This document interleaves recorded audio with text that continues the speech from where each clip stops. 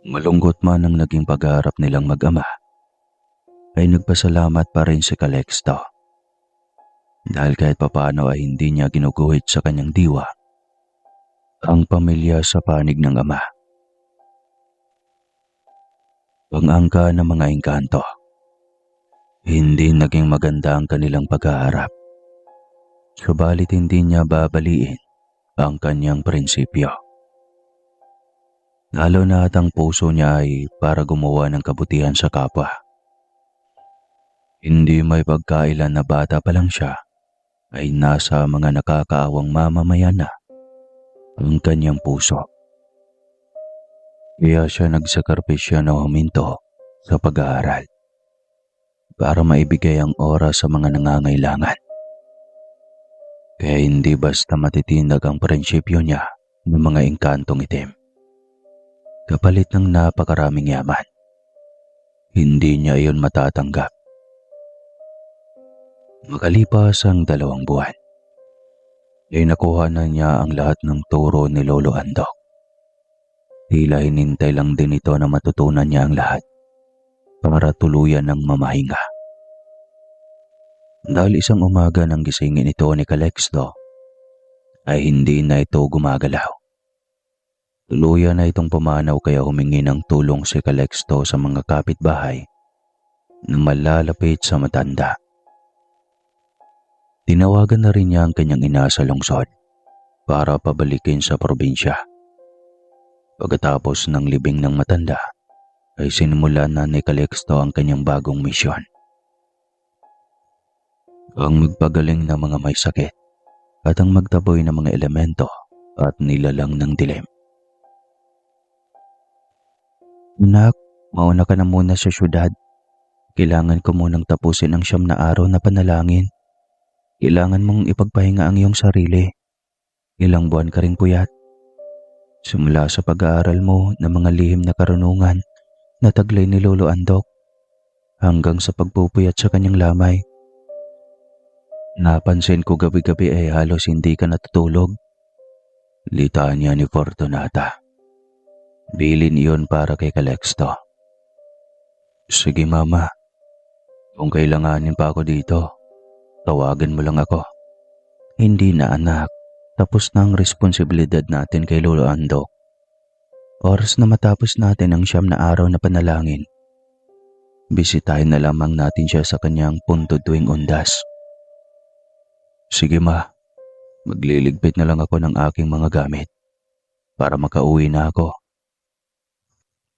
Magalang niyang sagot. Agad siyang bumiyahe matapos mailigpit lahat ng gamit. Ilang buwan ding natigil ang kanyang panggagamot. Ngunit wala siyang magawa dahil kailangan niya at mahalaga ang bagay na kanyang ipinunta sa probinsya. Oras na makapagpahinga siya ay uumpisa niyang muli ang kanyang misyon. Hindi alam ng kanyang ina na nakapag-usap na sila ng kanyang amang engkanto. Itinago niya ito dahil siguradong magagalit ito. Oras na malamang nakipagkita siya sa kanyang ama. Habang nagmamaneho ng kanyang kotse, ay hindi niya namalayan. Napapasok na siya ng lungsod. Sobrang lalim ng kanyang iniisip. Nagulat na lang siya at mabilis na naapakan ang kanyang preno ng sasakyan nang may isang babaeng mabilis na tumawid sa kalsada. Agad siyang bumaba ng kotse. Doon lang niya napansin ang 3 lalaki na humahabol dito. Kilos pa lang ng 3 ay alam na niyang masama ang balak ng mga ito sa babae. Kaya agad niyang ginamit ang kanyang natutunan. Pinagana niya ang kanyang utak upang utusan ang elemento ng hangin. Mabilis ang lahat ng mga pangyayari. Nagulat na lang ang dalaga nang biglang hinigop ng malalaking ipo-ipo ang 3. Napabangon ito upang saksihan ang pananalasa ng ipo-ipo sa 3 masasamang nilalang.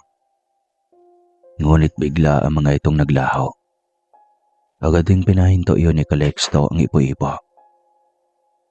Ngunit dahil sa masyadong matalas ang kanyang pandama, ramdam niyang nasa likod nila ang mga ito. Agad niyang inutusan ng elemento ng lupa upang sabuyan ang mga ito ng buhangin. Naapoy ngang tatlo at kinuha yung pagkakataon ni Calixto para magapos ang tatlo. Alam niyang hindi mga ordinaryong tao. Gamit ang kapangyarihang Latin ay ginapos niya ang tatlo. Pagkatapos ay dinala sa ilalim ng punong kahoy sa gilid ng highway. Pinarada din niya roon ang kanyang sasakyan. Pinasakay sa loob ang babae at sinabing maayos ang lahat at hintayin lang siya nito sa kotse. Nilapitan niya ang tatlo at tinanong kung anong uri ng nilalang ang mga ito. Ayaw na mga itong magsalita kaya dinaanan niya sa dahas at wala siyang balak na pakawalan ang mga ito nang walang kaparusahan. Ayaw niyong magsalita. Sige, hindi ko rin kayo papakawalan. Tinahanting niyo ang inosenteng babae. Anong balak niyo sa kanya? Tanong pa ulit niya. Walang nais magsalita, kaya agad siyang nagbigas ng salitang Latin. Malakas at makapangyarihang salita. Sabay ang mga itong namilipit sa sakit. Hindi iyon mainawi ni Calixto hanggat walang nais magsalita. Bakit ng mga ito hinahabol at pinagkainteresan ang dalaga? Na hindi pa rin ang mga ito nagsalita, ay mas nilakasan pa niya ang kapangyarihan ng lating biniggas. Mas lalong napaumbagol sa sakit ang tatlong nilalang. Saka lang ang mga ito sumuko. Lumabas ang tunay na anyo ng tatlo. Naging mga tikbalang ito. Tigilan mo na kami. Aamin na kami. Wika ng isa. Mabuti. Nagaan yung tao pa kayo. Mga tikbalang naman pala kayo. Anya. Huwag mo na kaming parusahan. Inutusan lang kami ng prinsipe. Mahal niya ang babae at gusto niyang sapilitang dalhin sa aming mundo ang babae. Ibigay mo na lang siya sa amin upang hindi na kami mapaparusahan ng aming prinsipe. Wika ng isa. Ako ang magpaparusa sa inyong lahat. Wala kayong karapatang basta nalang mandampot na mga tao sa mundo ng mga mortal para dalhin sa inyo. Hindi nito hawak ang buhay ng mga tao. Anya. Pagkatapos ay tinanong na niya rito ang portal o lagusan kung saan ang mga ito dumaan. Nang naituro na ng mga ito ang lagusan, ay agad niya iyong dinalaroan. Pinapasok ang mga ito at pagkatapos ay isinara na iyon na hindi na makakalabas pa. Kung makakahanap pa ng portal ang mga ito sa susunod, ay sinisiguro ni Calixto na sa ibang lugar na ito. Agad niyang binalikan ng dalaga na noon ay nakatulog sa kanyang kotse. Hinapaan niya ito at napagtanto niyang sobrang taas ng lagnat nito. Agad siyang nagmaneho pa uwi ng bahay. Malapit na rin. Kaya sa bahay na lang nila ito gagamatin. Halos paliparin na niya ang kotse dahil sa pag-aalala sa babae. Alam niyang kagagawa pa rin ito ng mga nilalang na kinandano niya sa mundo ng mga ito. Pagdating sa bahay ay agad niyang kinarga ang babae at dinala sa kwarto. Nakasalubong pa niya ang kanyang lola Maya niya na nagtataka kung bakit may karga siyang babae. Diyos ko, Calixto, anong ginawa mo sa babaeng yan? Makukulong ka sa ginawa mong yan, apo. Nito. Sinagip ko lang po ang babaeng ito, lola. Huwag po kayong magulo dahil kailangan ko na itong gamutin agad. Anya at hindi na nagabala pang magpaliwanag kung ano talagang nangyari dito. Agad siyang pumasok sa kanyang kwarto at pinahiga sa kama ang dalaga. Walang alinlangan niyang kinamot ang dalaga gamit ang kanyang kakayahang taglay. Tila pinahid lang din ang sakit nito. Dahil ilang sandali lang ang lumipas ay nagising na ito at tila ba walang nangyari dito. Iyon nga lang ay nagulat ito nang magising ito sa hindi pamilyar na lugar. Halatang may dinadala itong trauma dahil nanginginig ito sa takot at halos didikit na sa headboard ng kama habang nagtatago sa kumot. Huwag kang matakot. Wala ka na sa mga kamay ng mga mapanlinlang at mapansamantalang tikbalang. Aniya rito. Ngunit patuloy lamang itong nagkukubli sa loob ng kumot. Ako si Calexto. Dinala na kita sa aming bahay dahil hindi ko naman alam kung saan ka nakatira. At saka sobrang taas na ng lagnat mo kanina. Nag-aalala ako sa iyo. Litanya pa rin niya. Saka lang nito unti-unting ipinaba ang kumot. Pagkatapos ay iniikot ang mga mata sa loob ng kanyang kwarto. Hindi ikaw si Prinsipe Lindon? Tanong nito. Hindi. Sinong prinsipe iyon? Siya ang dumukot sa akin. Mabuti na lang at nakahanap ako ng daanan para makalabas sa kanyang kwarto.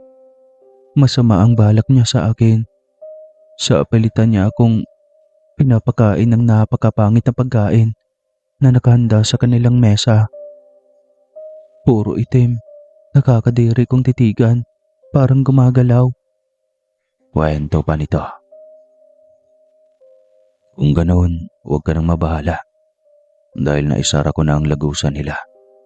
Hindi ka na nila masusundan. Lalo na ng Prinsipe Lindo na iyon. Kaya maaari ka nang matulog ng mahimbing. Nandito ako. Kaya kitang protektahan laban sa mga elementong iyon. Salamat, Calexto. Ako nga pala si Katrina. Utang ko sa iyo ang buhay ko. Huwag mong sabihin iyan. Layunin kong iligtas sa mga nasa kapahamakan, lalo na sa mga kamay ng mga elementong mapanlinlang. Layunin ko ring magamot ang mga taong hindi kaya ng doktor o di kayang magpagamot sa doktor dahil sa kahirapan. Napakabuti pala talaga ng iyong puso. Alam ko ang mga kagaya mo ay pinagpapaala ng sobra-sobra. Hindi naman ako naghahangad ng yaman. Walang kabuluhan ng ganyan kung kukunin na ng Diyos ang hiram nating buhay sa Kanya. Mas lalong humanga ang dalaga dahil sa kanyang naging prinsipyo. Nakatulog ito ng mahimbing dahil sa naging komportable na sa kanya nang ikwento niya rito ang kaunti ng kanyang buhay. Iniwanan niya rin niya ito nang makitang malalim ng pagkakatulog nito. Halatang sobrang puyat nito. Patulang tulog. Dahil maitim ang paligid na mga mata. Sinigurado muna niyang protektado bawat sulok ng kanyang kwarto. Dahil hindi siya sigurado kung wala bang elementong naghahangad na makuha si Katrina. Baka kasi may naiwan pang mga elemento na hindi niya naikulong at nasaraduhan ng lagusan.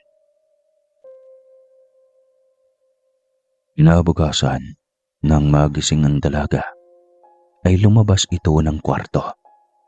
At ganaw na lang ang gulat ni Mang Dendo nang may nakitang babae na naglilinis ng kanilang kusina. Diyos ko, sa tanang buhay ko. Ngayon ko lang nasaksihan ang isang multo.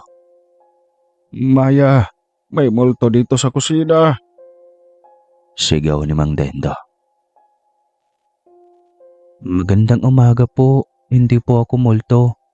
Ako po si Katrina. Sinagi po ako kagabi ni Calexto. Nito nang nakangiti.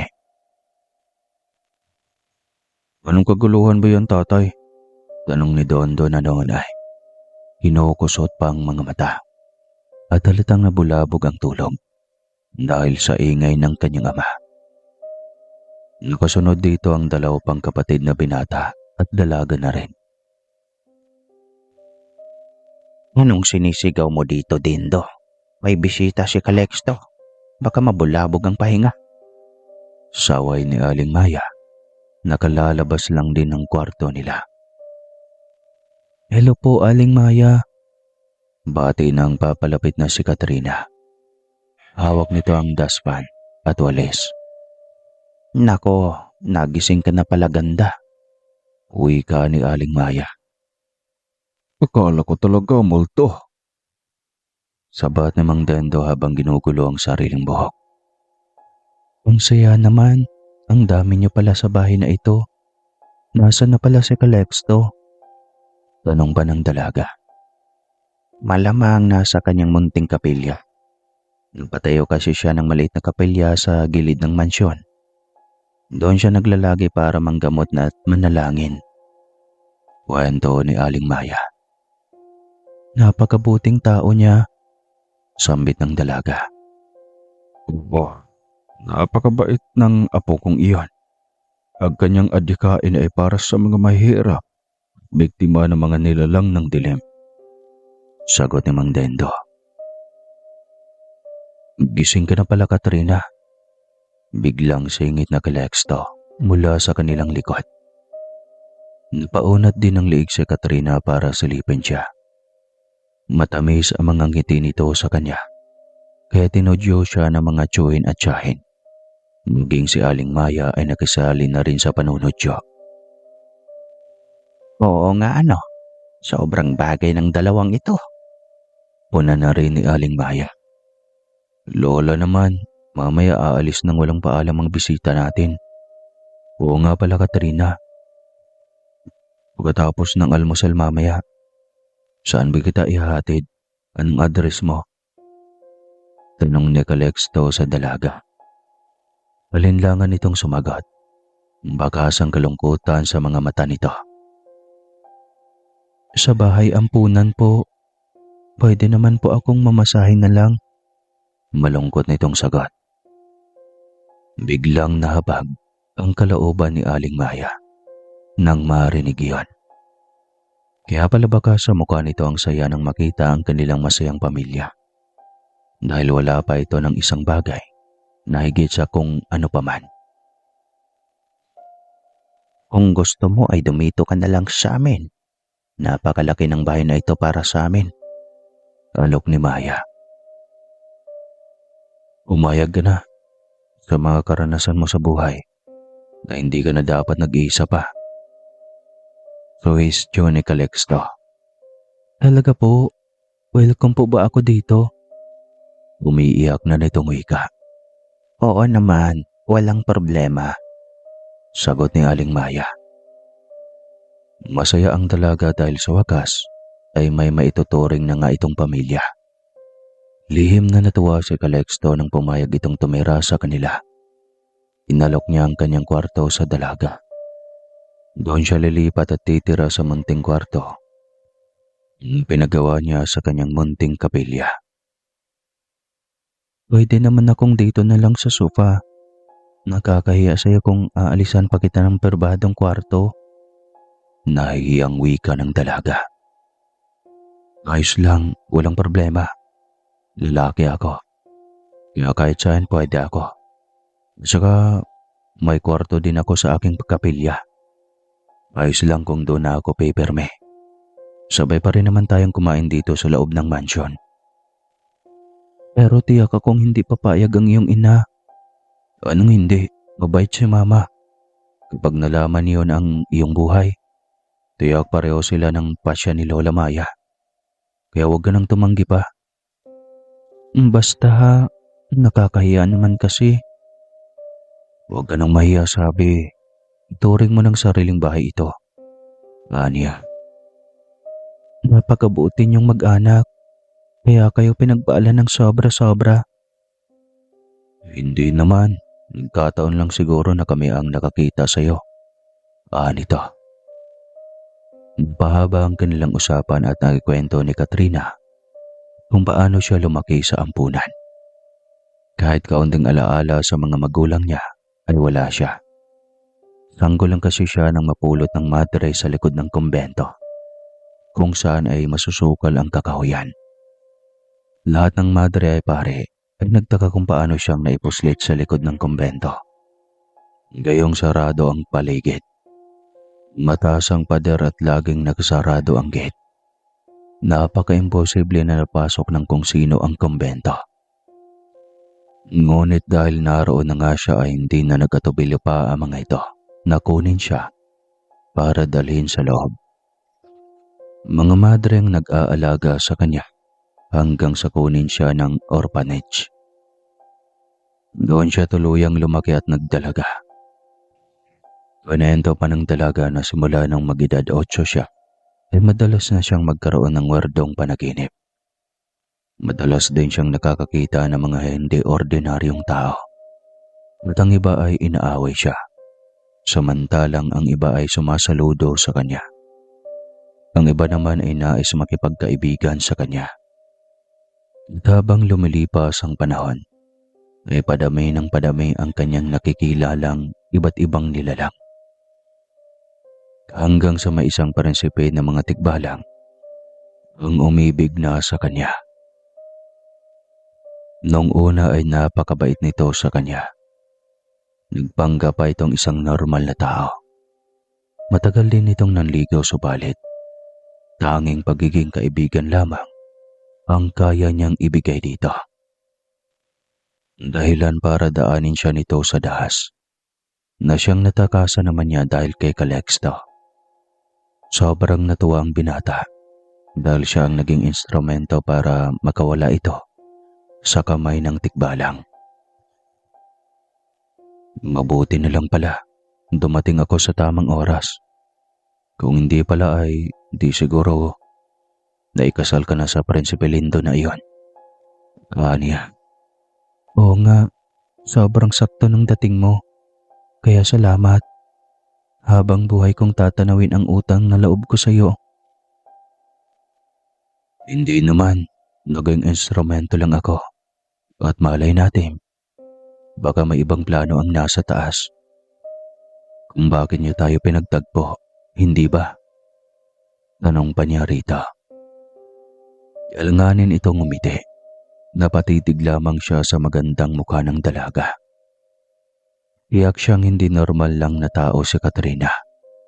Kaya ito lapitin ng ibang elemento. Dahil may dugong nananalaytay dito sa mga lamang lupa. Kagaya niya, ganito rin siya noon. Ngunit nagkukunwari lamang siyang hindi niya napansin ang mga elementong nakapaligid sa kanya. Naging pipi, bulag, bingi siya sa mga nilalang na nakikisalamuha sa mga tao na hindi napapansin ng karamihan. Ilang taon ka na ba ngayon, Katrina? Biglang tanong niya dito. 3 buwan na lang, magdi-18 na ako. Nahihiyang wika nito. Kaya pala. Sambit niya. Anong kaya pala? Bakit? Wala. Basta, malalaman mo rin. May alam ka ba sa buhay ko? Aha, syempre wala. Bago pa lang tayo nagkita, hindi ba? Bigla itong natahimik sa kanyang sinabi. Bagas ang pagiging kuryos nito. Huwag kang mag-alala. Kung gusto mo talagang malaman ang tungkol sa iyong katauhan, nandito ako. Handa kitang tulungan at huwag kang mag-alala. Malapit mo nang malaman kung saan ka nang galing. Anya rito. Talaga? Kinakabahan nga ako lagi. Minsan bigla na lang akong magising at makikita ang sarili. May nakasuot ng mahabang damit na kumikinang sa ganda. May suot na korona. At ang gabing iyon daw ay para sa akin. Ang daming panauhin. Magagara lahat ng damit. Maging ang piging ay sobrang pangmayaman. Hindi ko lang alam kung panaginip ba yun. Kasi nakadilat naman ang aking mga mata. Mahabang kwento ng dalaga.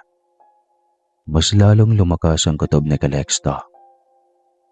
Na isang prinsesa ng mga diwata ang dalaga.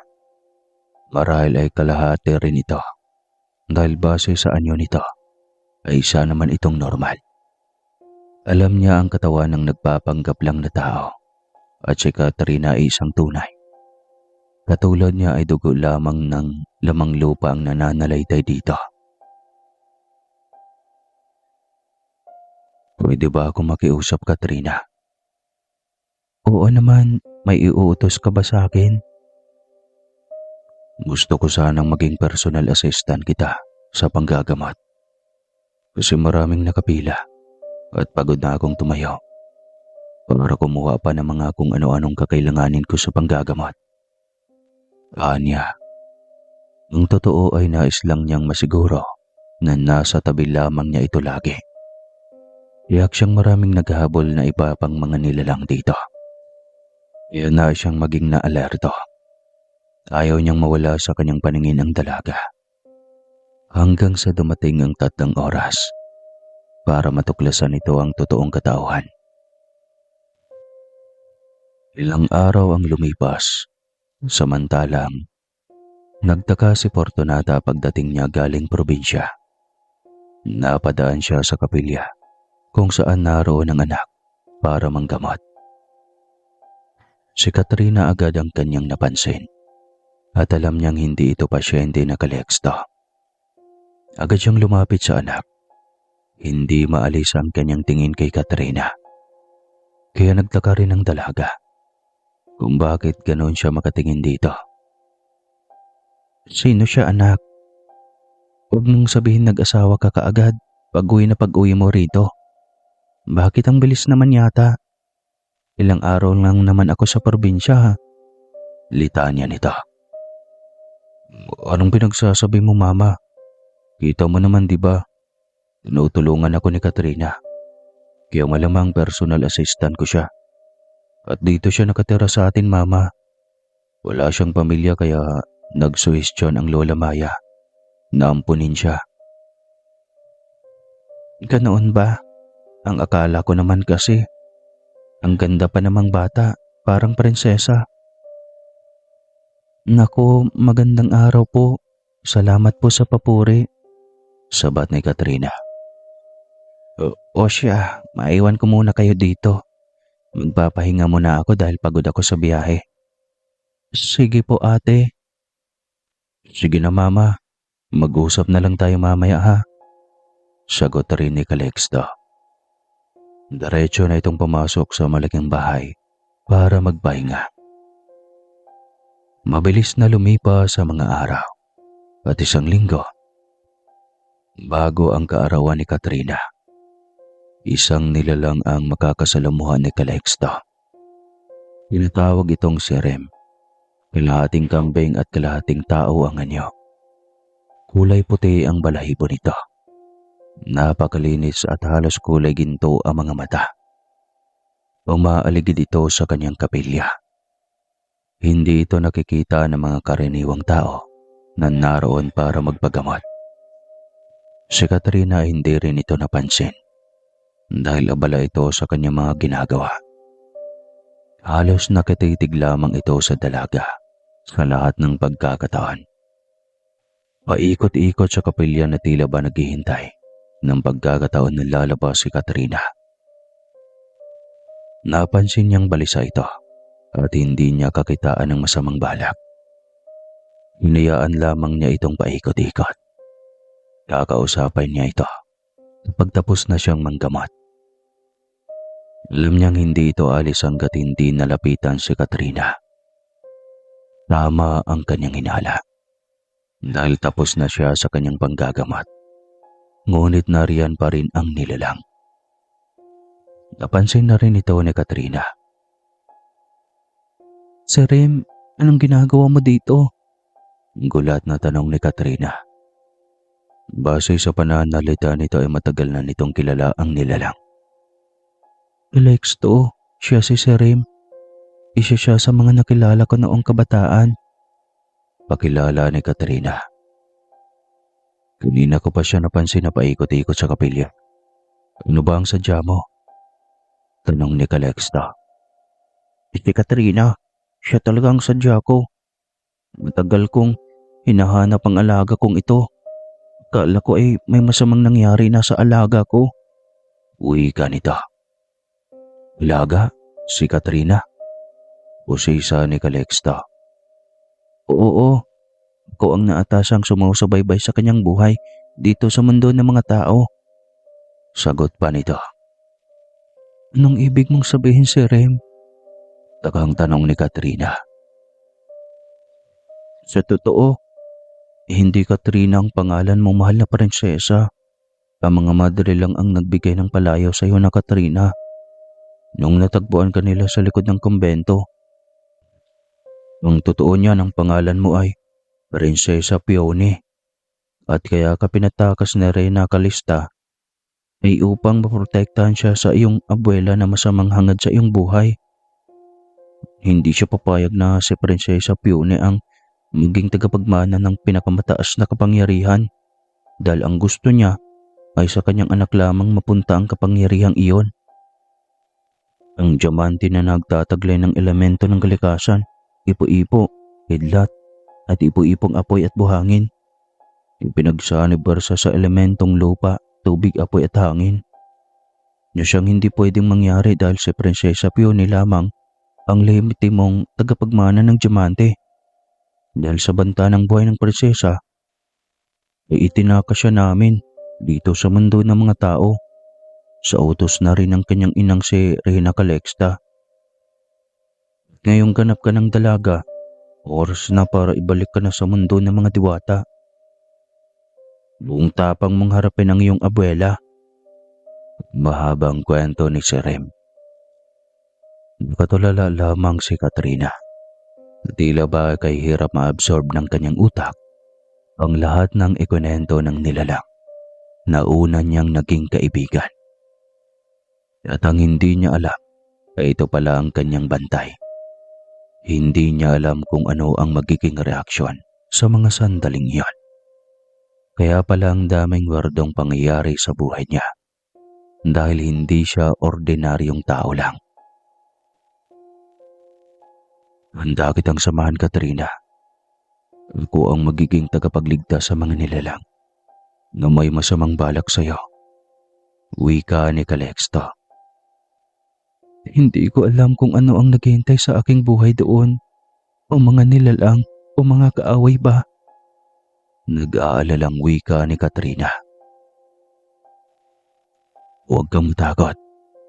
Sinisiguro ko sa iyong kaya kitang protektahan kahit gaano pa sila karami. Paniniguro ng binata. Ngumiti dito si Katrina. Napakaswerte ng dalaga at sa mga kamay ito ni Calixto na padpad. Nagpasalamat ito sa binata. Hindi ko labas akalain na ganito ang aking katauhan.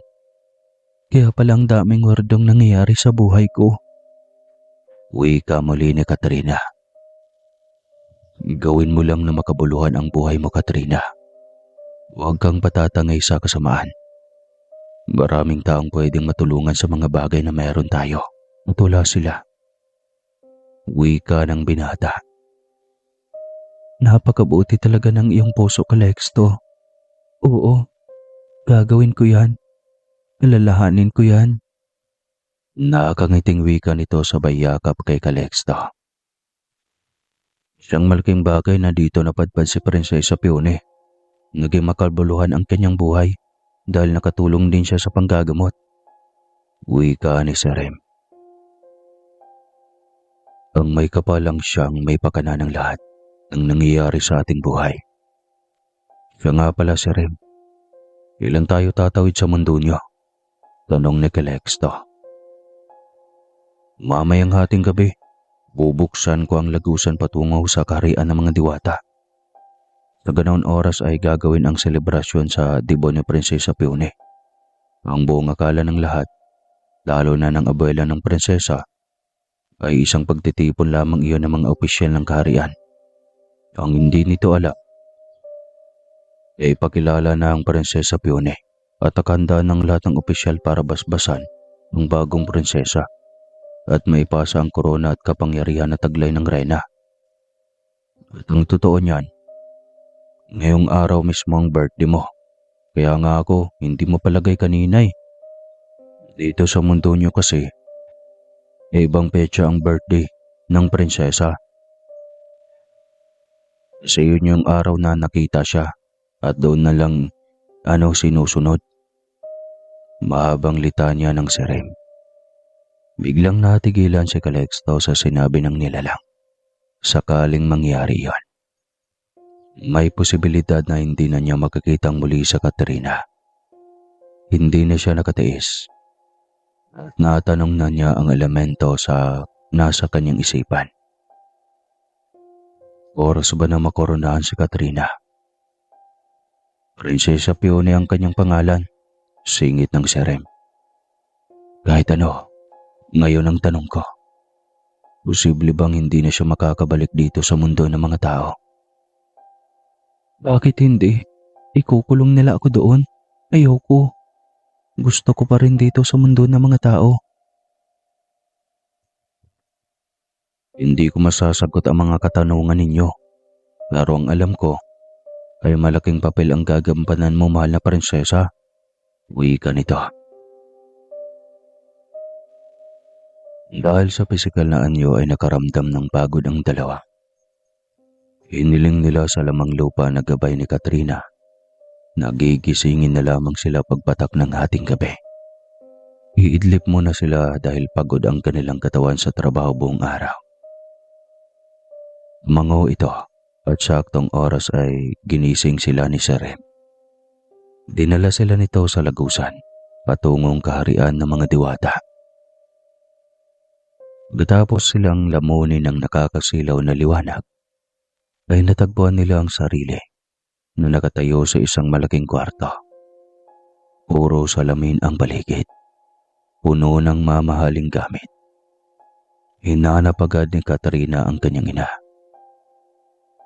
Ito na bang sinasabi mong kaharian, si Rem? Nasaan ang aking ina at ama? Tanong ng dalaga. Mahal na Rena, marahil ay may importanteng inaasikaso ngayon. Sa piging na pagdadausan, nandito tayo ngayon sa kanyang kwarto, kaya hihintayin natin siyang pumasok dito. Tiyak akong nakahanda ng lahat para sa gabing ito ng selebrasyon. Litaan niya ng Serem. Ang aking ama rin ba ay abala sa selebrasyong ito? Ipagpapaumanhin mo, kamahalan. Simula maliit ka pa lang, wala na akong ideya sa iyong ama. Dati pa itikom ang bibig ng iyong ina sa tuwing tinatanong ko ang tungkol sa bagay na iyan. Kaya ipagpaumanhin ko. At sobrang pribado ng buhay ng iyong ama. Wala kahit isa ang nakakaalam. Litaan niya nito. Bigla itong nalungkot at nadismaya sa nalaman. Buong akala ni Katrina na makilala niya ang mga magulang sa gabing iyon.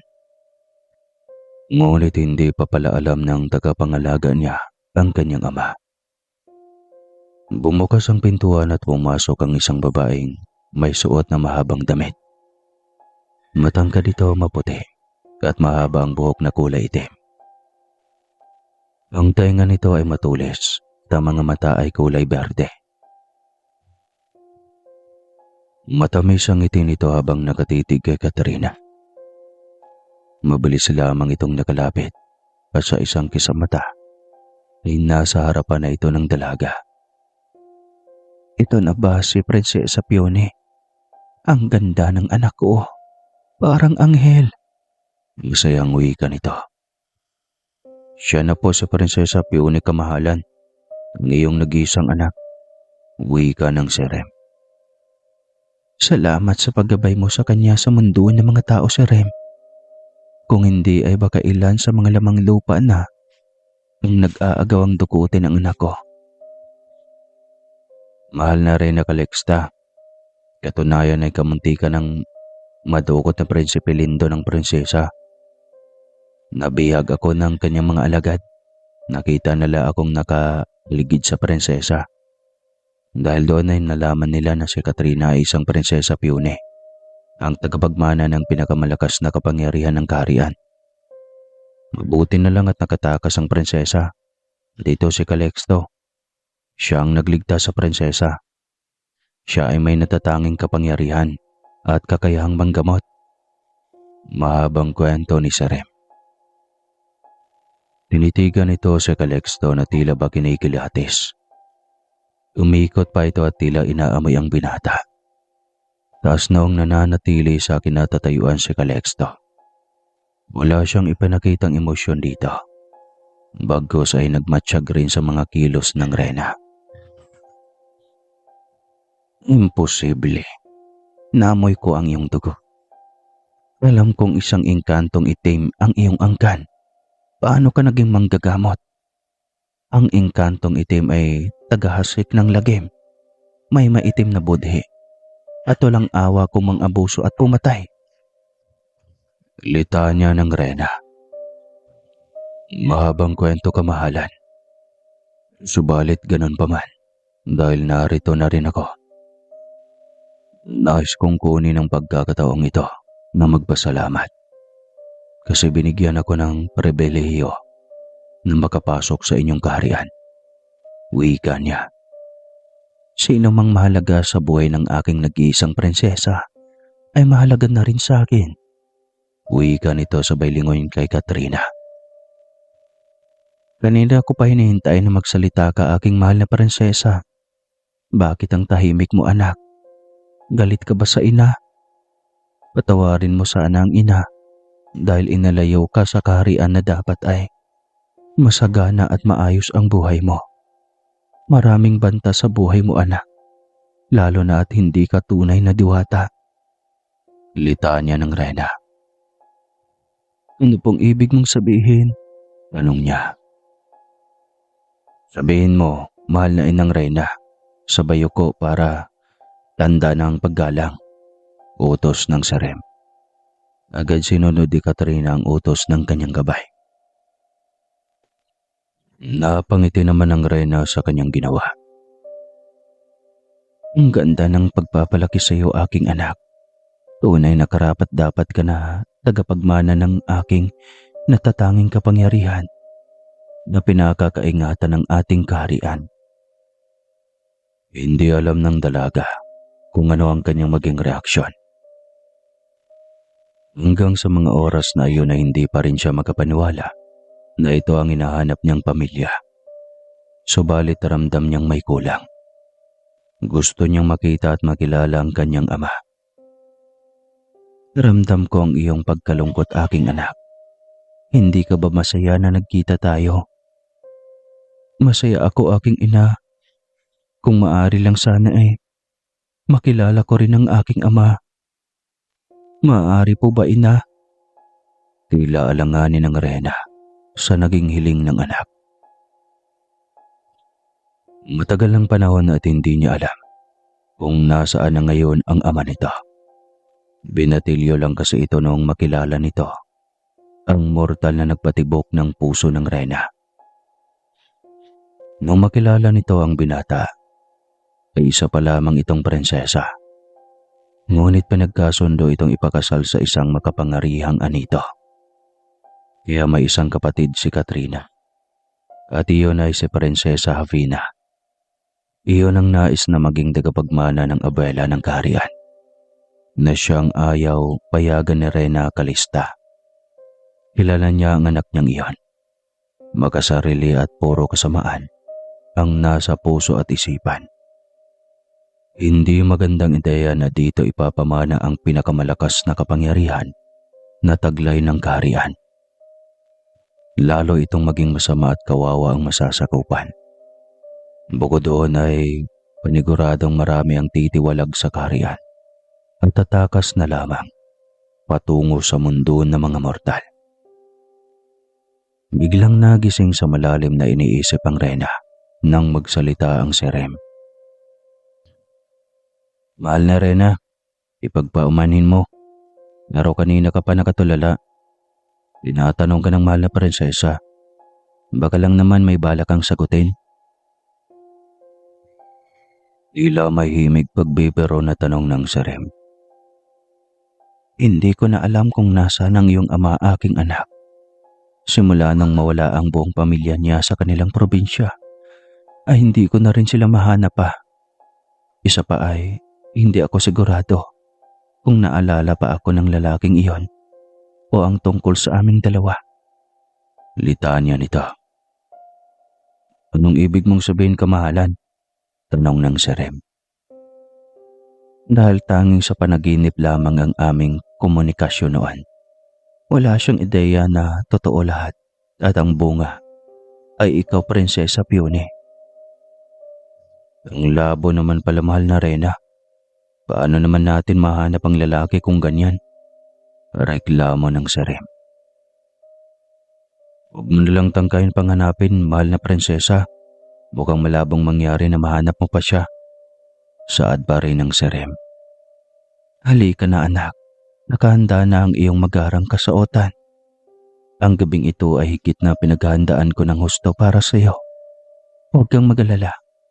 Sakaling guluhin ni Prinsesa Havina ang pagbibigay ng basbas at pagpasa ng diamante sa iyo ng pinagsamang elemento, huwag kang mag-alala.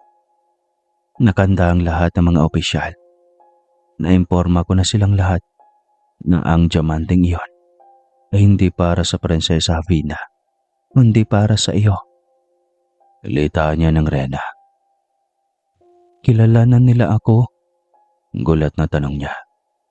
Oo, minsan na kitang naipakita sa kanila sa monitor.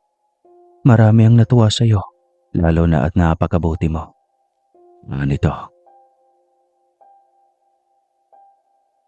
Dahil doon ay biglang nakaramdam ng pagkasabik ang prinsesa.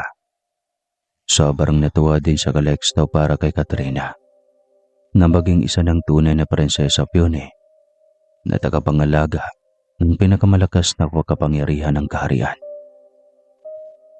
Hindi niya alam kung bakit sobrang lapit ng loob niya sa dalaga. Malakas ang pakaramdam niya na ito ang maging kasangga niya sa paggawa ng kabutihan. Dinala na rin na Calixto ang dalaga sa isang kwarto para bihisan. Naghintay si na Calixto at ang Serem sa labas. Hindi pa man nakapagbihis ang alaga ko ay sobrang ganda na. Paano pa kaya kung nakapagbihis at naayusan na ang muka? Paniguradong Diyos ang dating ng prinsesang alaga ko. Pagmamalaking wika ng Serem. Tahimik lang si Calixto. Ngunit ganoon rin ang kanyang inaasahan. Tila ginamitan na ng mahikang pag-ayos sa dalaga. Dahil wala pang 5 minuto, ay lumabas na ang mga ito. Halos ayaw ng kumisap ni Calixto. Tamang sinabi ng Serem. Isa itong Diyosa sa ayos nito. Napakagara ng tarahing suot. Ang mga palamuting brilyante ay kumikilang. Buong pagkatao ng dalaga ay nagniningning sa mga sandaling iyon. Ikaw, estranghero, sumama ka kay Serem. Sumunod kayo sa bulwagan. Sisimulan na ang seremonya. Utos ng Rena. Calixto ang pangalan niya, kamahalan. Wika ng Serem. Whatever. Lenglisero pala to.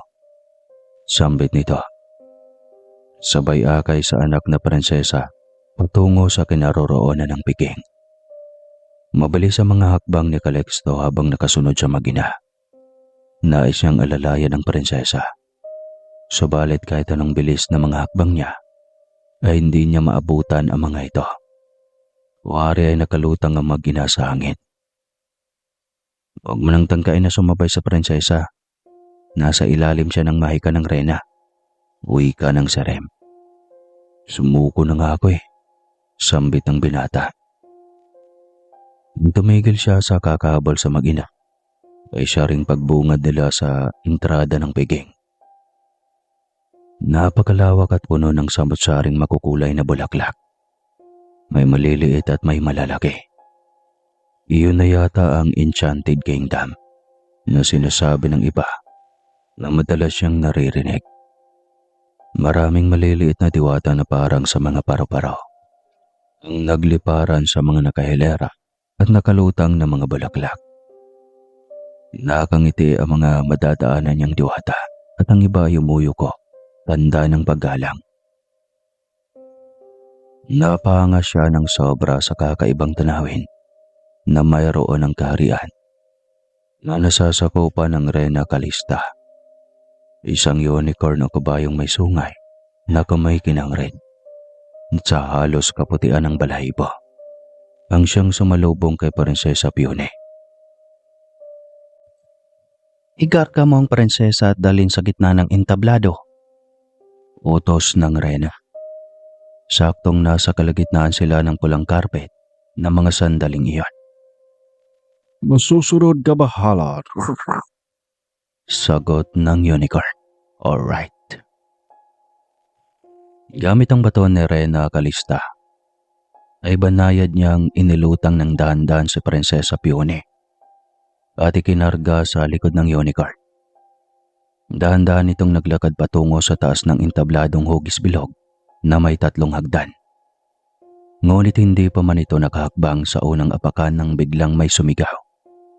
Doon nabaling lahat ng atensyon ng mga naroong diwata at mga lamang lupang nasasakupan ng kaharian ni Calista. Anong kahibangan ito, aking ina? Sino ang estrangherang babae na iyan? Galit na tanong ng isang anak ni Rena Calista. Nasa tabi nito ang amang hari na isang anito. Huwag niyong guluhin ang gabi ni Prinsesa Pione. Mahinahon akong nakikiusap sa inyo. Wika ni Rena Calista. Aking Rena, hindi mo pwedeng gawin ito sa kaisa-isang anak natin. Reklamo ng hari. Kasalanan mo ito, amang hari, kung hindi mo pinalagang ispoil ang ating anak. Marahil sa kanya mapupunta ang diamanting taglay, ang pinaghalong 4 na elemento ng kalikasan, ang altrosom na galing pa sa aking mga ninuno. Ang makapangyarihang bagay na ito ay inihahabilin sa isang angka na may malasakit sa lahat ng nakapaligid. Hindi lang sa mga kaori kundi sa ibang nilalang rin na ating kasalamuha sa daigdig. Alam mo, amang hari, na hindi ito karapat-dapat na makuha ni Prinsesa Havina. Mahabang litanya ng Rena. Para kanino? Sa anak mong mortal. Ang lalaking iyong pinagnasahan sa panaginip. Iyan ang buga ng pagiging hangal mo. Ngayon ay pinagmalaki mo pa na sa mortal na iyan ipamana ang altrosom. Hindi ako papayag. Napatan kong harangin ang lahat ng iyong kagustuhan dahil ako ang hari ng palasyong ito. Galit na sagot ng hari. Anong gagawin mo, amang hari? Pag-hari ko ang altrosom. Ako lang ang may karapatang magtalaga ng bagong tagapangasiwa at tagapangalaga nito. Karapatan kong umapila, aking mahal na inang Rena, sapagkat ako ang nag-iisang legal na anak. Kung hindi mo ako pakikinggan, magiging magulo ang gabing ito. Banta ni Prinsesa Havina. Ita mo kung gaano ka naging makasarili, Havina. Ipagbaumanhin mo, aking anak. Hindi talaga karapat-dapat na mapunta sa iyo ang altrosom. Nang diniinan na niya ang kanyang desisyon, ay doon na ang mga ito nagwala. Binalak ng mag-ama na sirain ang piging na inayos ng ilang araw ng mga diwata. Subalit mabilis ang mga kilos ni Calixto. Kanina pa siya nakahanda sa kung anumang gagawin ng mag-ina sa espesyal na gabi para sa Prinsesa Pione. Agad na gumawa ng 2 bulang apoy at kinulong ang mag-ama sa loob. Binigkas niya ang pinakamalakas na orasyon upang masigurong hindi makatakas ang 2. Ano mo yun nagawa, estranghero? Isa kang mortal na may dugo na lamang lupa. Tama ba ako? Tanong ng haring nakakulong sa loob ng apoy. Pakawalan mo kami ni Ama. Hindi mo alam kung ano ang kaya naming gawin sa iyo. Hangal! Sigaw ni Prinsesa Havina. Sige, inihikayat ko kayong wasakin ang bulang apoy na nagkulong sa inyo. Pagkatapos ay kalabanin niyo ako. Simpleng sagot niya. Biglang natakot ang ibang diwata sa kanya nang makita kung gaano kalakas ang kanyang kapangyarihan. Sinubukan ng mga itong makalabas, subalit hindi nito kayang wasakin ang bulang apoy. Nauubos na ang pasyensya ng mga ito hanggang sa hinayaan na ito ng Rena at nagpatuloy na sa gagawing seremonya. Natapos iyon ng matagumpay. Pagkatapos mapasa kamay kay Prinsesa Fiona ang ultrasom, ay nagpasalamat ito ng sobra sa ina. Hindi mo pagsisisihan na sa akin mo ito ipinapaalagaan, ina. Asahan mong iingatan ko at gagamitin sa kabutihan ang bagay na ito. Pangako ng prinsesa sa inang Rena. Alam ko, nakikita at nararamdaman ko na ikaw ang karapat-dapat sa kapangyarihan na iyan, anak. Huwag mong alalahanin ang iyong kapatid. Balang araw ay maintindihan naman niya ang mga bagay na ito. Alam kong magbabago pa ang kanyang pananaw sa buhay at oras na mangyari iyon. Ibibigay ko sa kanya ang datukata, ang mutya ng pinagsamang metal at kahoy. Litaan niya ng Rena. Nagsaya ang lahat ng naroon. Maraming anito ang umaaligid kay Prinsesa Fiona. Subalit hindi lang si Rena Calista ang nakaharang, kundi maging si Calixto din. Tila ba isa siyang kuya nito na ayaw na may umaaligid na mga manliligaw. Ina, babalik pa ba ako sa mundo ng mga tao pagkatapos ng gabing ito? Tanong ni Prinsesa Fiona. Hindi maaari, anak. Kailangan ka ng kaharian. Lalo pa at nasa mga kamay mo ang ultrasom. Ang malakas na depensa ng kaharian laban sa mga kaaway. Kung ganun, paano si Calixto? Itatawid siya ng gabay mong si Serem sa mundo ng mga tao. Pero wala na siyang katuwang sa panggagamot, inang Rena. Magagawin niya ng paraan, anak. Sa ngayon kasi, iba na ang responsibilidad mo dahil nandito ka na sa mundo ng mga diwata. Binabawi na kita sa mundo ng mga mortal. Biglang nalungkot ang reaksyon ni Prinsesa. Maging si Calixto ay nakasanayan na ang presensya ng dalaga. Kaya tiyak na mangungulila rin ito kay Katrina, na ngayon ay isa ng Prinsesa Fiona. Maaari ba akong dumalaw sa pamilya ni Calixto, ina? Kasi naging mabuti sila sa akin. Ang buong pamilya niya. Tinuring nila akong pamilya noong mga panahong sinagip ako ni Calixto laban sa mga tikba lang. Abay, oo naman, anak. Pwede kang dumalaw sa kanyang pamilya. Masayang sagot ng Rena. Tinignan pa nito si Calixto ng nakangiti. Gusto ko sanang personal na magpasalamat sa iyong pamilya dahil sa maikling panahon ay ipinaramdam niyo sa anak ko na may pamilya siyang kinabibilangan sa mundo niyo. Litanya pa ng Rena. Walang problema, mahal na Rena. Kailan mo ba gustong makilala ang aking pamilya? Tanong ng binata. Sabay rin siyang ipakilala ang pamilya dito. Alam ni Calixto na hindi siya mapapahiya dahil mabubuti ang kanyang angkan. Tuluyan na siyang nagpaalam at nagpasalamat sa mag-ina sa mainit na pagtanggap ng mga ito sa kanya. Humingi rin siya ng dispensa sa ginawa niya sa mag-ama nito. Ngunit sa halip ay nagpasalamat pa ito. Alam mo, magandang bagay ang ginawa mong pagkulong sa kanila kasi hindi nila nasira ang ilang araw naming pinaghirapan na ginawang piging. Uwi ka nito. Bago tuluyang iniwan ni Calixto ang kaharian, ay sinigurado niyang kunin ang detalye kung kailan ito tatawid sa mundo ng mga tao para makilala ang kanyang buong pamilya. Nang maihatid na siya ni Serem. Paano? Iwanan na lang kita dito. Nasa unahan lang din naman ang inyong bahay. Uwi ka ni Serem na naghatid sa kanya. Agad siyang nagpaalam at sabik nang umuwi sa kanyang pamilya. Nang makita siya ng ina, ay lakad-dakbo itong sinalubong siya. Diyos ko, Calixto, saan ka ba galing, bata ka? Ilang araw na kaming naghahanap sa iyo.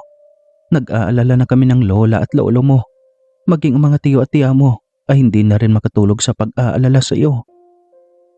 Wika ni Aling Fortunata. Oh, itinanan mo ba si Katrina? Saan mo siya dinala, apo? Huwag mo siyang itago. Harapin mo ng formal ang tungkol sa inyong dalawa. Wala namang may tutol sa inyo eh. Reaksyon naman ng Lola Maya niya. Bakit pamangkin? May nangyari ba sa inyo ng batang iyon? Tanong rin ni Dondon. Ano ba yung mga tumatakbo sa isipan niyo? Hindi ako kailanman nakipagrelasyon kay Katrina. Ang pagprotekta ko sa kanya ay bilang kapatid, kadugo. Hindi sa ano paman. Ang tatayog na mga iniisip niyo eh. Saan ka nga galing? Ang tagal mo nang nawala ng walang paalam. Isinuuli ko lang naman si Katrina, ma, kung mas kilalang Prinsesa Peony sa kanilang kaharian. Isa siyang diwata na ang ama ay mortal. Anak siya ni Rena Calista. Pagsasalaysay niya nang biglang natigilan si Dondon. Napaisip ito ng malalim at huling-huli ni Calixto ang naging reaksyon nito nang sabihin niyang pangalang Calista. Bakit iyo? Pamilyar ba sa iyo ang pangalan ng Rena? Parang ganun na nga. Narinig ko na yan eh. Wika nito. Natural. Basta naman kasi pangalan ay magkatulad ng mga yan. Sagot na lamang ni Calixto. Dahil sa pagod at gutom ay nagpaalam siya sa mga ito. Nais din niyang kumain bago matulog. Sa pagkakataong iyon ay ramdam niya ang sobrang pagkapagod. Kaya gusto kaagad niyang matulog pagkatapos kumain. Samantalang, nagpaalam rin si Dondon na pupunta sa paaralan. Walang pasok subalit kailangan pa rin itong pumunta ng paaralan. May mga aktibidad ang mga mag-aaral at kailangan pa rin ng patnubay at gabay ng mga guro. Habang nagmamaneho ng kanyang kotse, ay hindi mawala sa isip niya ang pangalang Calista. Aminado siyang kaya siya hindi nakausad sa buhay dahil sa babaeng ito. Sa panaginip lamang niya ito nakita at sa panaginip lamang niya ito narinig ng ilang beses. Subalit wari niya ay totoong lahat ng nangyari sa kanila. 15 anyos lang siya na mangyari ang mga panahong iyon. Ngunit tanda pa rin niya ang mga pangyayaring iyon sa kanyang buhay. Gusto niyang hanapin ang dalaga sa totoong buhay, ngunit sakto ring inilipat siya sa pag-aaral sa syudad. Kahit sa syudad ay nagbabakasakali siyang mahanap ang babae ngunit wala. Sa pagkadismaya ay naisipan niyang magbisyo at magbarkada. Ngunit napahamak lang ang kanyang buhay. Kamuntikan pa siyang mamatay kung hindi lang dahil sa pamangkin niyang kalahati ng katauhan ay isang engkanto. Hanggang sa kasalukuyan ay nawala na siya ng interes sa mga babae. Kung hindi rin lang si Calista ang magiging pag-ibig niya, ay tatanda na lang siyang binata at mamamatay siyang binata. Sa kaharian ng mga diwata, abala ang lahat dahil may gaganapin na namang pagpupulong ang mga kawani at opisyal. May bagong ilalatag na batas ang Rena at kailangan niyang pagsang-ayon ng lahat. Ina, pagkatapos ng pagtitipon, pwede ba tayong bumisita sa kanila ni Calixto? Namimiss ko na rin si Lola Maya. Hiling ni Prinsesa Fiona. Oo naman anak. Sasamahan kita sa mundo ng mga mortal. Gusto ko ring personal na magpasalamat sa kanila dahil sa pag-aalaga nila sa iyo. Talaga ina, sigurado akong matutuwa ang mga iyon. Masayang wika ng prinsesa. Naging matagumpay ang pagpupulong. Sang-ayon ang lahat sa bagong batas na inilatag na Rena. Agad silang naglakbay sa mundo ng mga tao. Sakto ang dating nila ay gabi. Naghahaponan ng lahat ng mag-doorbell si Prinsesa Peony. Ako na lang ang magbubukas ng gate. Kumain na lang kayo dyan. Wika ni Mang Dendo. Dahil saktong patayo na ito dahil tapos nang kumain. Pagbukas nito ng gate ay napasigaw ito sa tuwa nang makita kung sino ang bumungad sa kanilang gate. Nako, nandito ang ating napakagandang bunso. Dinayo niya tayo. Sigaw nito malayo pa. Napatayo si Calixto nang marinig iyon. Isang buwan na rin buhat nang maihatid niya ito sa kaharian ng mga diwata. Maging si Aling Maya at Fortunata ay nawala ng ganang kumain at napatayo nang marinig iyon. Sakto ring patapos ng kumain. Halos sabay silang sumalubong sa prinsesa. Hindi nila inasahan na kasama ni Prinsesa Pione ang inang Serena Calista. Paglabas ng kusina ay bumungad sa kanila ang mga panauhin sa kanilang terasa. Nakaupo ang dalawa sa upuang kahoy na gawa sa mulavi. Ganon na lang ang pagtigil ng tibok ng puso ni Dondon nang magtama ang kanilang paningin ni Rena Calista. Pareho ang mga itong nagulat at hindi inaasahan ang pagkikitang iyon sa tunay na buhay. Prinsesa Calista. Sambit ni Dondon. Siya ang tinutukoy mong Prinsesa Calista, Tio Dondon? Gulat na tanong ni Calixto. Tiyo, magtiyo kayo ni Dondon? Gulat na tanong rin ni Rena Calista. Opo. Siya po ba ang ama ni Prinsesa Pione?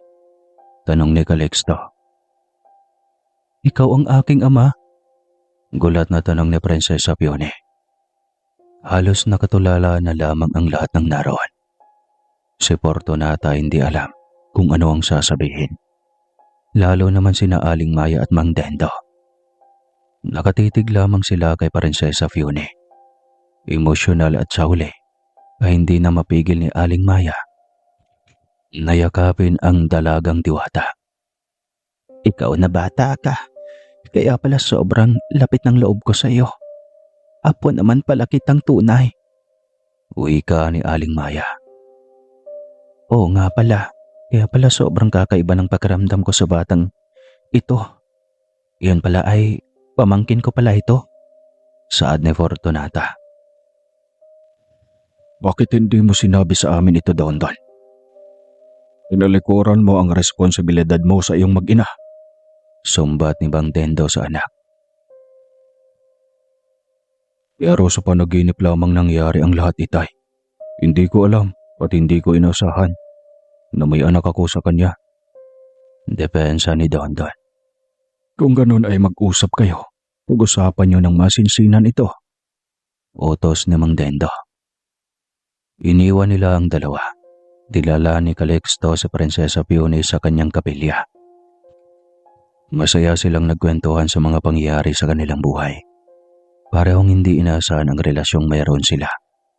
Ang koneksyon nila sa isa't isa. Kaya naman pala sobrang lapit ng loob ko sa iyong bruha ka. Pinsan naman pala kita. Nakakangiting wika ni Calixto. Oo nga kuya, kaya pala sobrang komportable ko sa tuwing magkasama tayo. Sagot nito. Simula ngayon, kailangan mo nang tumulong sa aking misyon. Maraming taong nangangailangan ng ating kapangyarihang manggamot. Sana suportahan mo ako. Siyempre kuya, mangyayari iyan. Lagi akong tatawid sa mundo ng mga mortal, alang-alang sa mga ordinaryong tao na inaabuso at pinaglalaroan ng mga alagad ng dilim. Handa rin akong parusahan sino mang lamang lupa na walang ginawa, kundi bigyan ng sakit ang mga ordinaryong tao na namumuhay ng normal. Kahit sa kabila ng pagiging hikaw sa buhay, may mga lumang lupa kasi talaga na walang magawa kundi paglaruan ng mga tao. Litanya ng prinsesa. Iyon nga eh. Iyon ang dapat sa kanila ay parusahan.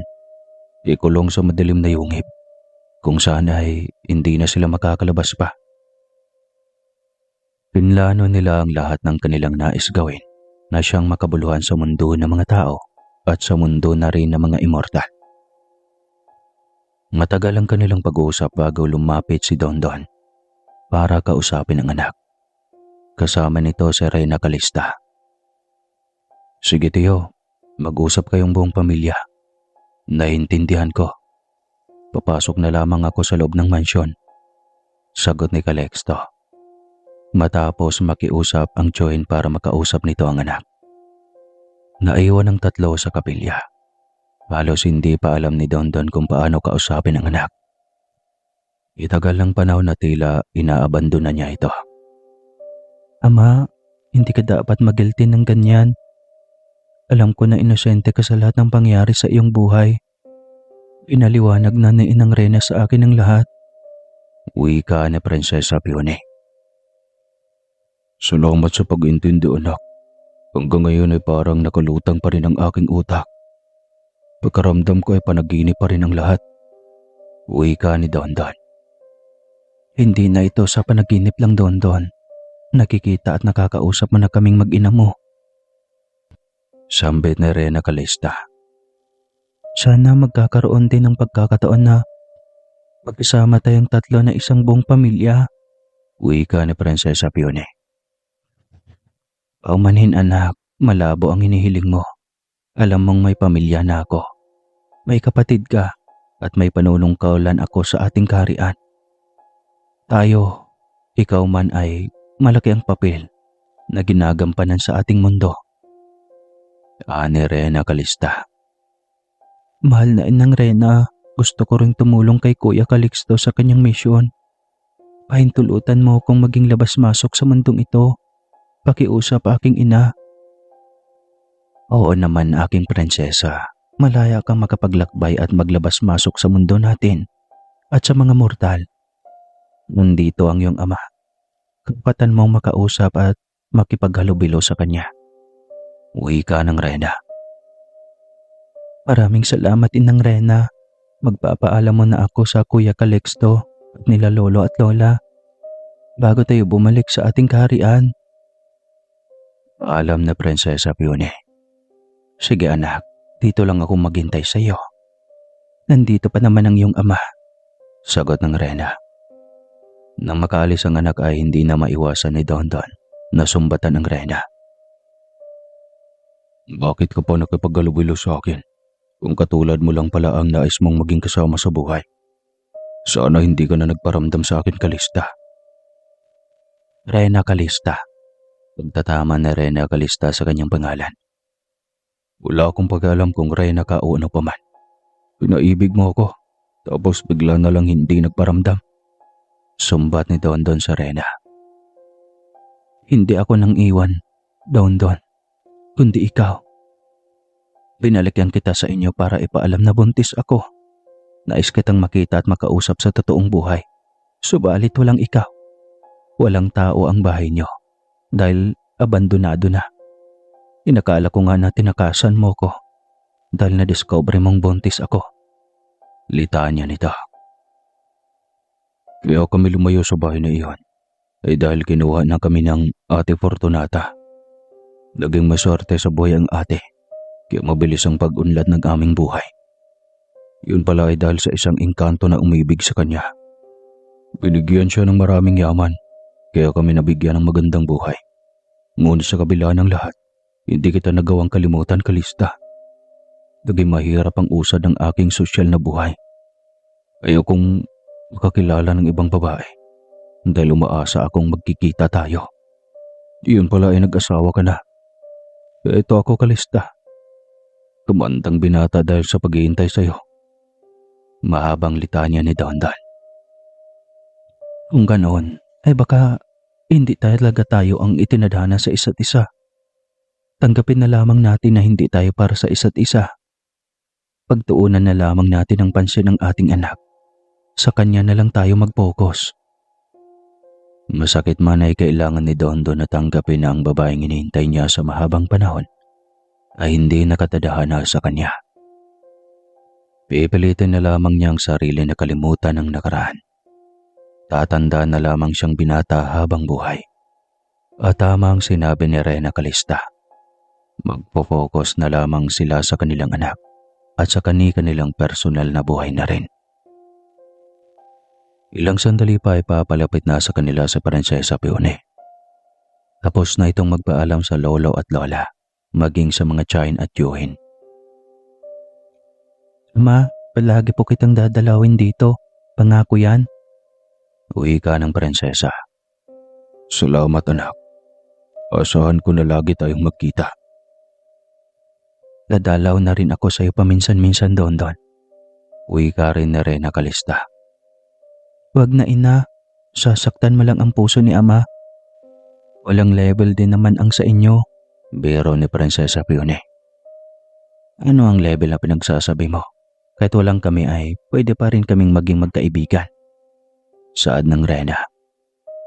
Tipid ng ngiti lamang ang naging reaksyon ni Dondon. tuluyan na ang mga itong umalis. Tila biglang bumagsak ang buong pagkatao ni Dondon nang mawala ang mga ito ng ganun lamang kadali. Kung sana ay hiniling muna niya ang mga ito na manatili kahit 1 linggo lang sa kanyang tabi. Kaso ay naalala niyang may asawa nga pala si Calista. Wala siyang laban sa naging asawa nito dahil isa lamang siyang ordinaryong tao. Samantalang ang naging asawa nito at nakatagdang maging kasama habang buhay ay kagaya nitong immortal na may taglay na kakaibang kapangyarihan. Anong laban niya sa mga kagayang nilalang na ito? Habang malalim ang pag-iisip ay biglang pumasok sa kapilya si Calixto. Tio, huwag kang malungkot ng sobra. Nandito kaming pamilya mo. Ganoon talaga ang buhay, Tio. May dadaanan talaga tayong mabigat na pagsubok. Pero alam ko naman na kakayanin mo ang lahat ng ito. Uwi ka ng binata nitong pamangkin. Salamat, Calixto. Para lang din kasing panaginip ulit ang lahat, kahit daling naglaho. Nakilala ko ang babae noon sa buhay ko. Nalaman kong may anak ako. Ngunit panandalian lamang at agad din akong iniwanan. Di ba? Parang panaginip pa rin. Ayos lang ho yan, Tio. May mga responsibilidad din kasi sila sa kanilang mundo. Malay mo sa susunod, maglalaan na ng maraming oras sa Prinsesa Pione para makasama ka. Sana nga, pamangkin. Sagot nito. Tatayo na sana ito sa kinaupuan para magpaalam kay Calixto na magpahinga nang biglang may nagbuzzer sa labas ng gate. Dito ka muna, Tio. Pagka bumalik sila, silipin ko lang. Nagmamadaling wika ni Calixto. Lakad-takbo ito patungo sa malaking gate. Sisilip na sana siya ngunit nakita niya ang isang babae na halos hindi na gumagalaw. Para na itong papel dahil tinakasan na ng dugo sa katawan. Anong nangyari dyan? Tanong niya sabay awang ng gate. Nilawakan niyang pagbukas upang hindi mahirapang pumasok ang mga nagbubuhat sa pasyente. Hindi namin alam. Parang awa mo na, Calixto. Alam namin na ikaw ang pinakamagaling na manggagamot sa lugar na ito. Kaya kami nagpunta rito ay upang maisalba ang buhay ng aming anak. Pakiusap ng ginang. Sa tindig at pananamit nito ay halatang mayaman. Nang sulyapan niya ang sasakyan nito, ay napagtanto niyang mayaman nga ito. Galing na kami sa pribadong ospital. Pag-iisang linggo na kami roon, ngunit tila. Lalo lang naman yatang lumala pa ang karamdaman ng aking anak. May isang nurse na nakapagsabi tungkol daw kay Calixto. Ito nga at binigyan kami ng address. Litanya nito. Ako po si Calixto man. Hing bata mo pa pala. Nakikiusap ako sa iyo, Calixto. Pagalingin mo ang anak ko. Kahit ilang milyon, handa akong magbayad. Hindi po ako naniningil, ma'am. Sige na po. Ipasok niyo po sa loob ng kapilya ang pasyente. Uto siya sa mga ito. Mabilis ang mga hakbang ng dalawang lalaking nagbubuhat sa dalaga. Agad itong sinuri ni Calixto. Mataman lamang nakatingin sa kanyang pinagagawa ang ina ng dalaga. Gamit ang kanyang konsentrasyon sa utak, ay tila inirewind nito ang mga nangyari sa buhay ng dalaga. Kung paano ito nagkaroon ng ganoong karamdaman. Isang kapre ang lihim na sumubaybay dito at nagkunwari itong normal na tao para ligawan ang dalaga. Ngunit sa uli ay busted ang inabot nito sa dalaga. Kaya nagalit ito ng sobra. Pinahirapan ng dalaga sa pamamagitan ng pagsarado ng bituka nito. Walang anong pagkain ang makakapasok sa sikmura nito hanggang sa pumayat ito. Namumutla na rin ito at halos wala ng lakas ang buong katawan. Ano na? Kaya mo bang pagalingin ang aking anak? Tanong ng ginang. Opo, ma'am. Easy lang ito. Pahihirapan natin ang kapre na siyang salarin sa lahat ng paghihirap na dinanas ng iyong anak.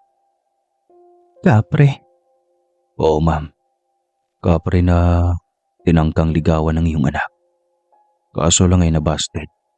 Kaya ito ang ginawa niya. Sinira ang bituka ng iyong anak. Kawawa naman si Sabina ko. Kulang na nga sa atensyon ko. Inabuso at pinahirapan pa ng lamang lupa na iyon. Huwag kang mag-alala, ma'am. Pahihirapan natin ang lamang lupa na ito. Yung malaking puno ng kakasya sa likod ng inyong bahay. Diyan nananahan ang elementong ito. Puputuloy natin upang wala na siyang matirahan. Pagkatapos ay ibabalik ko rin sa kanya ang ginawa niyang pagpapahirap sa iyong anak. Litanya ni Calixto habang patuloy na kinokolekta ang lahat ng kanyang mga kailanganin para sa paggagamot sa dalaga. Nang makompleto na ay sinimulan na niya itong gamutin.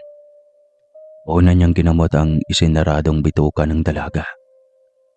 Isang makapangyarihang Latin ang kanyang inusal at pagkatapos ay hinipan ito ng 7 beses ang isang kutsara ng sagradong langis.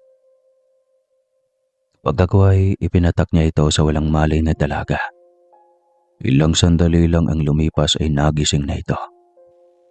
Ang kaninang tila papel na kulay ng kanyang labi ay unti-unting nagkaroon ng kulay. Iyon nga lang at wala pa rin itong lakas dahil sa isang linggo na ito sa ganong sitwasyon. Walang enerhiyang natira sa katawan dahil walang may nakakapasok kahit kaunting pagkain sa katawan nito. Oro dextrose na lang yata ang dumadaloy sa katawan nito. Gising ka na, Sabina. Salamat naman sa Diyos. Salamat sa iyo, Calixto. Emosyonal na wika ng ginang.